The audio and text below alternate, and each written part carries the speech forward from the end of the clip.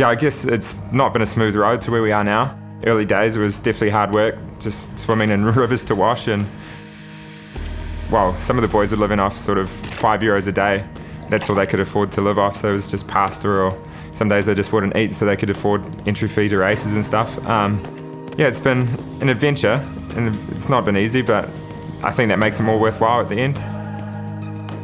The whole Anzac, the history behind it is Kiwis and Aussies going to war together, so it's kind of like symbolic with what we were doing, you know, in the early days. Is like you pack your bags, you've saved up working for about a year to get all the money together, and you go to war with your brothers.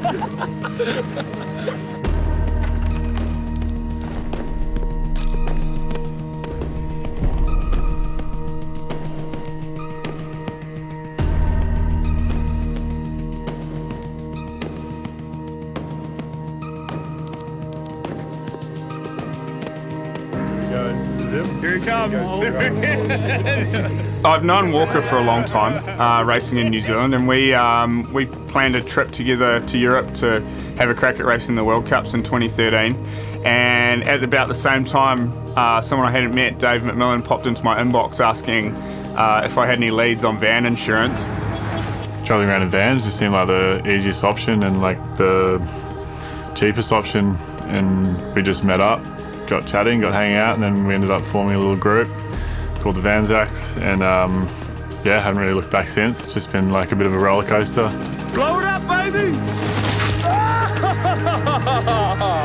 Personally, it's kind of a, it's shown and taught people that you can just have fun, and by doing that it builds character, and they've all made professions out of the sport because of it. And it's like, it's really inspired the younger generations to kind of go in a different direction, which I guess it all leads into all the social media kind of modern ways of riding, but they were definitely the pioneers of like, you can have fun and be pro riders.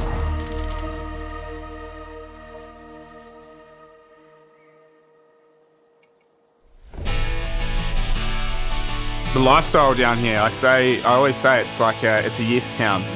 So there's always something going on, and you've always got to say yes.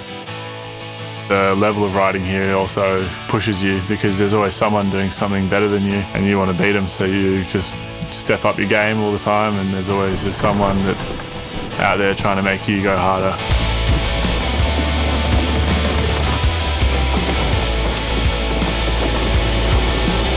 And then when he gets that tree, drop in. He comes around, you know, drop in. You know, being able to call the world's best riders your friends because they're living in the same town as you. If you can find me another place as good as this, slide into my DMs. I'm willing to check it out. The zoo is quite like a very unique place, I reckon. It feels like we're out on a farm where we can do whatever we want, but we're actually in town kind of thing. Straight away, the landlord told us, build jumps, do what you want kind of thing. So we took full advantage of that, and we've built jumps around the house. We've got a full little motocross track.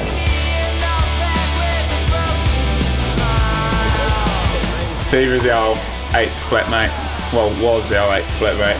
His adventurous spirit got the better of him as he made it out onto the main road. That was a very sad day for us. But his spirit lives on, and we all really miss him.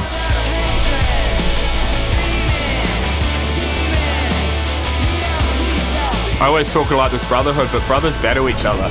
As individuals, you would never have been able to elevate to the level that we've reached, because as a crew, we push each other.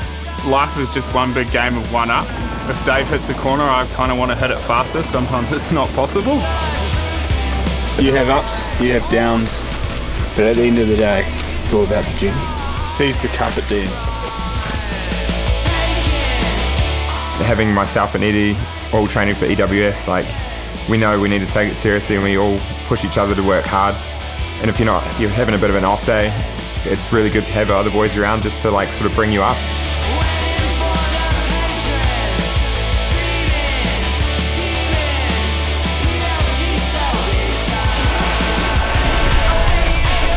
I mean, like, from the outside looking in, if people don't know us, they might think that we're just a bunch of idiots who have just kind of lucked our way into this, but we haven't at all. Like, we put in the hard yards behind the scenes, but just because you're working hard, it doesn't mean it needs to like come across as like such an arduous task.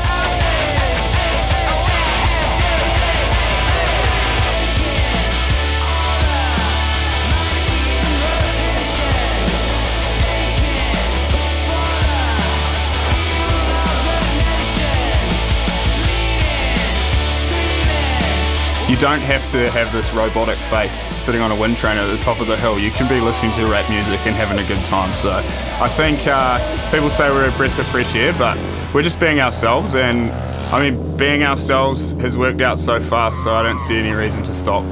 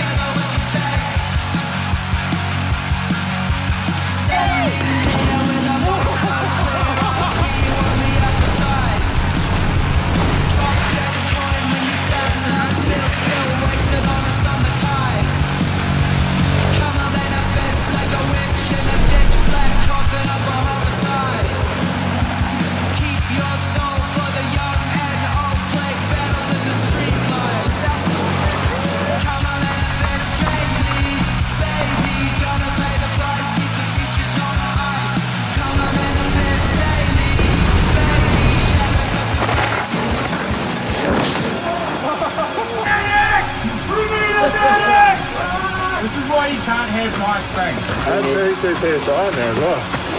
Liar, 12.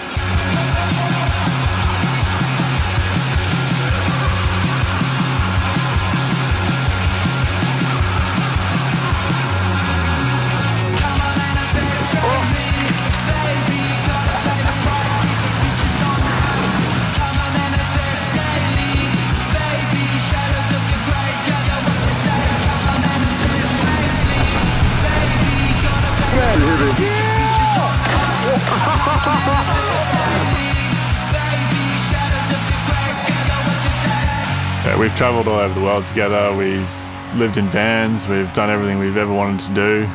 We still put up with each other and get to live with each other every day, and yeah, it doesn't really matter where we are, as long as we're all together, then yeah, works for me. Hopefully we're inspiring young guys to go out and to do the dirtbag lifestyle, because it's given me so much, it's given my friends so much. I just hope that there's some young Kiwis out there and Aussies who'll watch this and be like, shit, yeah, I want to do that, because I'd highly recommend it.